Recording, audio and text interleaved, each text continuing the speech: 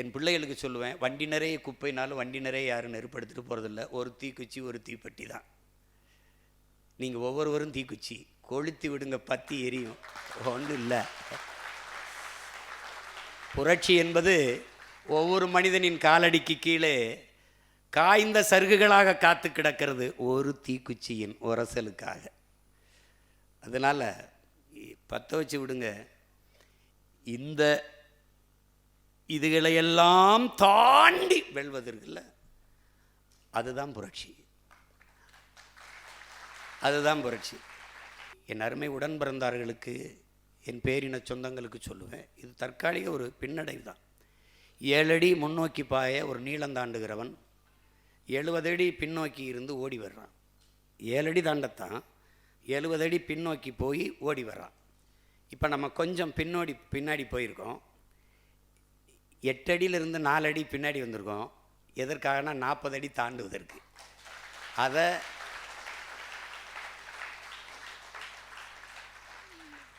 இந்த காலம் முழுவதும் நமக்குத்தான். இன்னும் நல்லா பயிற்சி எடுத்துக்குவோம்.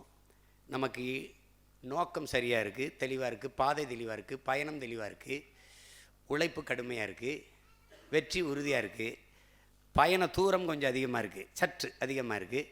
அதனால் ஒன்று செய்வோம், கால்களை உறுதி செஞ்சுக்கிட்டு வேகமாக நடக்க பார்ப்போம். அவ்வளோதான், ஒன்றும் சோர்ந்துடக்கூடாது. இதில் விடியாத இரவு எதுவும் கிடையாது, அடைய முடியாத இலக்கொன்றும் கிடையாது.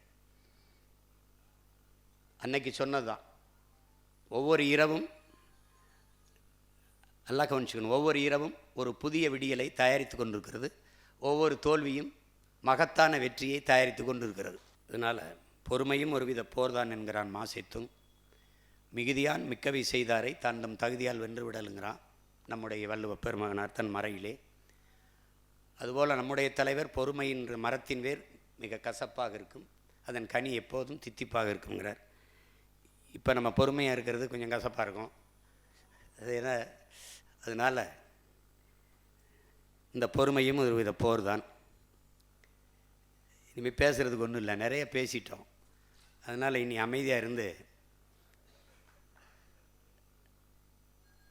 தலைவனை பாடினார்ல எங்கள் அப்பா, நம்முடைய விடுதலை பாவர் அண்ணன் அறிவுமதி எழுதுனதான், பேசாமல் பேச வைப்பான் பிரபாகரன்னு. உங்களுக்கு தெரியாது, கனடாவில் என்னை கைது பண்ணிட்டா, பெரங்கையில் விளக்கம் போட்டு இப்படி போட்டு எடுத்துகிட்டு போயிடா 100 கிலோமீட்ரு.